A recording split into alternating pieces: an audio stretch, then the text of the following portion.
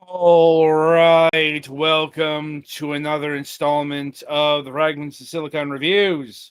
3 reviews up this week. So Golic's updates. How do I put this? Okay, I think he's getting worse. I don't know if it's worse or just same issue. Well, it's the thing is, it's not so much. He's still sick, but it's also he had a coughing fit so bad that he passed out while brushing his teeth, which is, worse than what was last week by definition. As we say in the biz, not good. Yeah, so he's not here at all. And like I said, apparently he's gotten testing and nothing seems to be out of the ordinary. But he has been given some antibiotics to keep pneumonia from happening. So, also concerning. Just a lot of concern around Golic's right now. We'll probably have more updates, on Wednesday. Just hopefully he doesn't have another coughing fit that makes him pass out again. That's legitimately terrifying. So with that in mind, 3 games up this week. The first of which is S.E.M.I. Side effects may include. So you may recall that we did a playthrough of this on Friday. But in case you missed that stream, S.E.M.I. is a single-player and co-op action platformer with puzzle elements. Play as patients of an unusual clinic. Take experimental drugs, interfere with each other, and be ready for chaos and unpredictable side effects. Really, that's only if you take the pills. And I gotta be honest, I didn't really see the benefit of taking the pills. They kind of help in some ways. They gave you, like some of them was an extra jump. Some of them was, I think most all of them gave you extra health. I don't know, it just all felt so marginal. Honest, right up into including the bad effects. It's honestly, most of the bad effects were just a lot of, we're going to mess with the vision. Which, yeah, that's annoying. I mean, I never liked it when Mario Kart did that. Don't really like it here. But I don't know, it's just like the whole pill structure feels half-baked. Probably out of necessity. Because this game is built around multiplayer, mayhem. In quite the literal sense. So, and not just like you and a buddy, like up to 4 people can play. So, I'm willing to bet that they were planning for maximum bedlam, so to speak.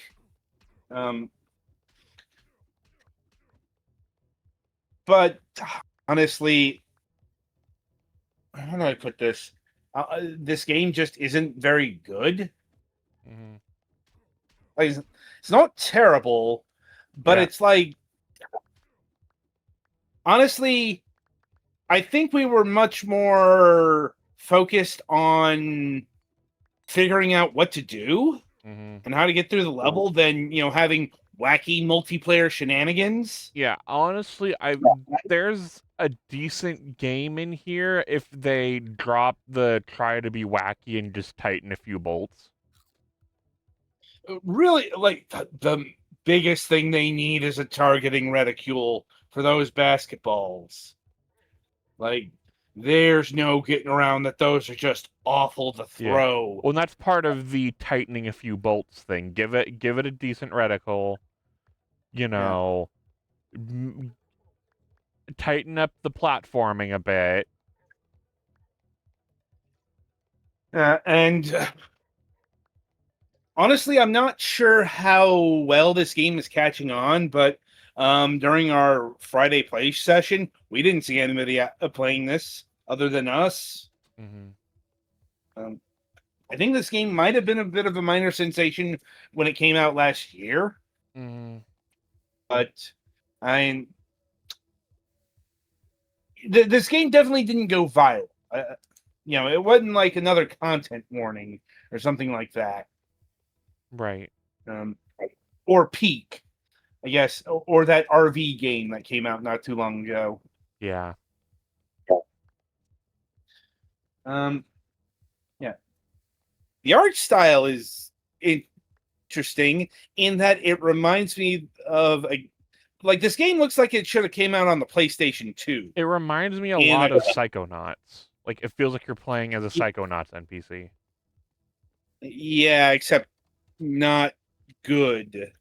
I mean, I suppose we also have to address the elephant in the room to say, and I'm genuinely wondering how this game got made because to say that their depiction of mental patients is unflattering is kind of sugarcoating it. Yeah. Now, yes, you can change the costumes, but your default is an unbuckled Well, straitjacket. no, and even the costumes are other straitjackets. Yeah, my point is, this is a depiction of mental health that kind of lost favor in the 90s. Um, Mm-hmm. And I'm talking like the 1890s. Yeah. So, and I know it's putting a veneer of wackiness. I'm like, but that kind of makes it worse. I like because once again, just going to get to the heart of the problem here. It makes it seem that you're making light of various forms of mental anguish. Yeah. And what they did to these people back then was torture. Like Yeah, ghastly shit. yeah. Like going back to the straitjacket. Um, it's not like that's not really a medical tool anymore. In fact, several states see it as a form of cruel and unusual punishment, have for decades. Mm-hmm. So, and this game is brand new. So it's got, I don't know, woke issues, PC issues, whatever the fuck we're calling them this week. Like, it's like it's probably not going to get canceled because that's not an actual thing. Like, though I don't think I've seen anybody really complain about that either. But it is something to keep in mind. And I suppose it could have been worse. Right. Like, they could have called it the Funny Farm, Laughing Academy, all sorts of other, like outright derogatory references. Once again, that I saw in like the 90s. Now, as far as this game as a platform game, it's rather mediocre. But that's not the point. The point isn't really to jump well; it's to open stuff and get to the end. Well, and I had a little bit better time with the ball puzzles than you did. Yeah, I still don't like them. Like, Also, surprisingly, this game isn't procedurally generated. Yeah. You might think that given all the random stuff strewn about, and the once again seemingly random placement of all these electrical tiles, but no, these are handcrafted. I'm not going to say that they put down these things with any real thought, but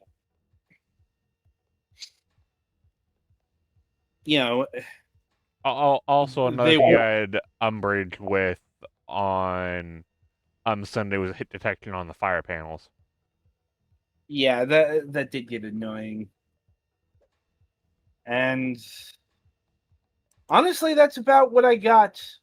What about you, Petty? I don't hate it, but I probably wouldn't go out of my way to pick this up again, you know? Yeah, about where I lie. I think it's still the best game we've done a multiplayer session, multiplayer mayhem and this honestly, year. If the devs went back and dropped the zaniness of it and tightened the stuff and made it more of a, competent game, for lack of a better term. Yeah. Anyway, so in terms of pricing, this game is clocking in at $8, $7.99, which I'm going to call viral hit pricing. Like, it's the same pricing that Peak is going for. And once again, that RV game that I can't remember the name of right now. Like RV Park or something like that. Yeah, something like that. That's also going for $8. And, and the Peak developers explained their rationale for that price because, or I guess a little more expensive, but I think repo also falls into that category as well. It's like basically they see as um, to quote Homestar Runner, cheap as free. Yeah. That is literally the thought process behind the price point here. And this game is playable single player, unlike something like Peak or Repo. Yeah. This one is a little more interesting with friends. Yeah. So instead of 8, think of it more like 16. Yeah.